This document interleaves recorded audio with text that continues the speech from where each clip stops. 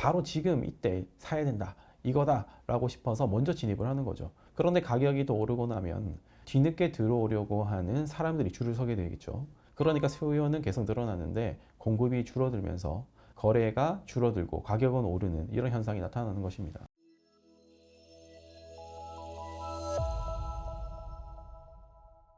안녕하세요. 김민중 변호사입니다.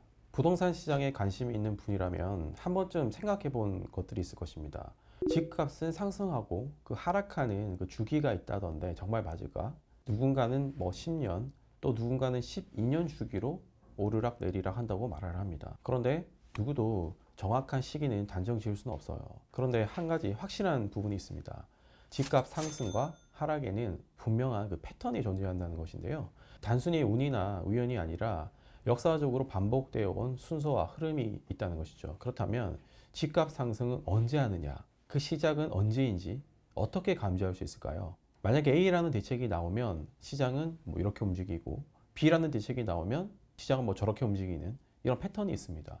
이런 패턴에 따른 많은 데이터가 쌓여 있었는데요. 이를 연구하고 정리한 보고서가 있어요.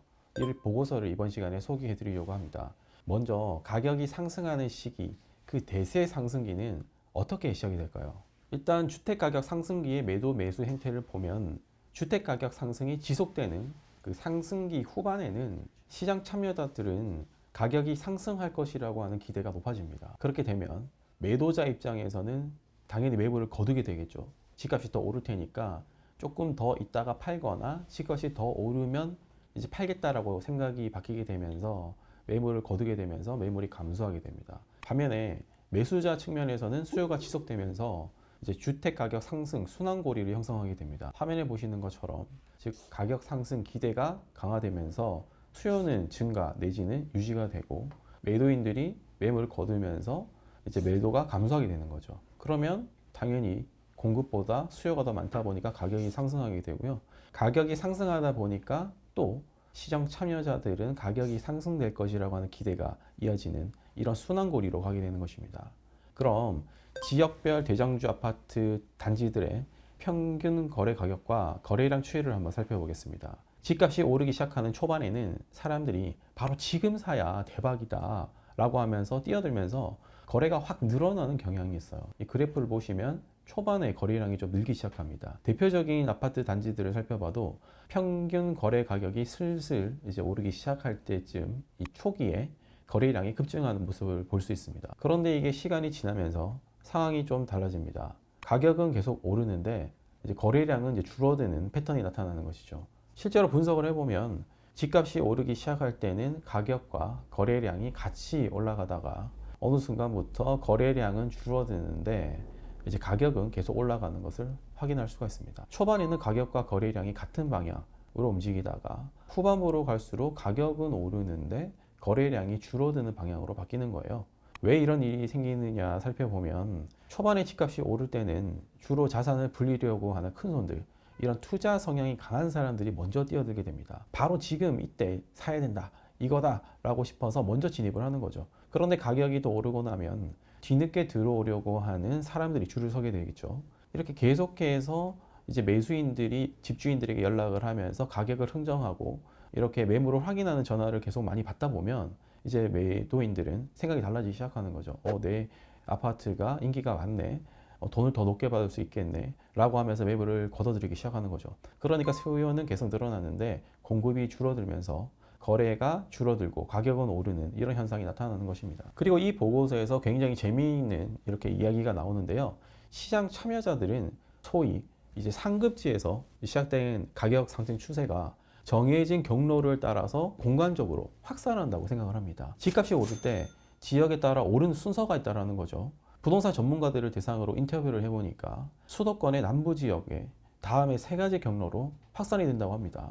주요 경로 1, 강남 3구부터 집값이 오르기 시작하고 이제 판교 분당으로 퍼지기 시작하면서 이제 용인 수지, 용인 기흥 순으로 집값이 상승하더라는 거죠. 주요 경로 2는 강남 3구가 오르고 나면 좀 더 왼쪽으로 가서 과천, 판교가 오르고 평촌, 인덕원이 오르고 이제 3번이 오르더라는 거죠. 주요 경로 3번을 보면 더 왼쪽으로 가서 강남 3구가 오르면 이제 목동, 과천이 오르기 시작하고 광명, 송도가 오르기 시작하고 이제 시흥이 오르더라는 거죠. 이 강남 3구를 선도 지역으로 해서 이후 각 주요 경로들로 주택 가격이 이렇게 공간적으로 확산한다는 것을 시장 참여자들은 이제 명확한 사실로 받아들이고 있다고 합니다. 이렇게 주택 가격이 오르기 시작하면 집을 곧 팔 사람 말고는 좋아할 사람 아무도 없습니다.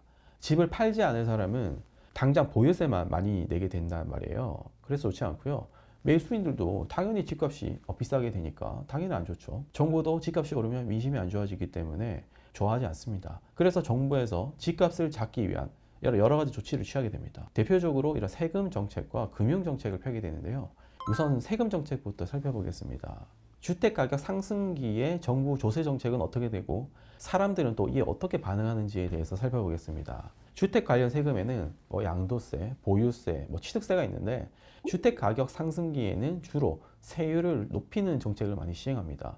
먼저 주택 가격 상승기에 다주택자의 취득세를 중과하는 경우가 많습니다. 취득세를 강화하면요, 다주택자 입장에서는 집을 더 사는 것이 손해겠죠. 취득할 때마다 더 중과가 되니까 취득세를 더 많이 내야 되잖아요.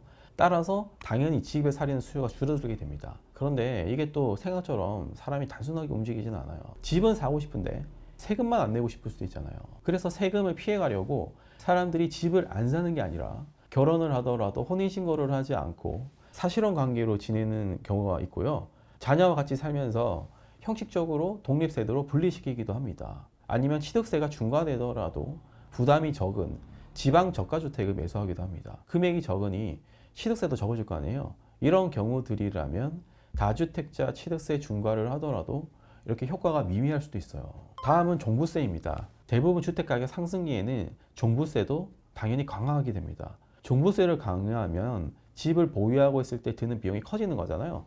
그러다 보니까 다주택자들은 그냥 팔까? 라고 하는 생각이 들게 됩니다. 그래서 매물은 좀 늘고 집을 사려고 하는 수요가 어느 정도 줄어드는 효과가 있기는 합니다. 하지만 문제는 대부분 양도세도 동시에 강화된다는 거예요. 양도세도 동시에 강화가 되면서 오히려 집을 팔지 않고 그냥 버텨볼까? 이렇게 묶어두는 경우가 많게 됩니다. 좀 버텨보면 정부도 이렇게 대선이 있을 수도 있고 총선이 있을 수도 있고 여러 가지 정부 정책과 상황에 따라서 민심을 얻기 위해서 정책을 변화하는 경우가 있단 말이에요.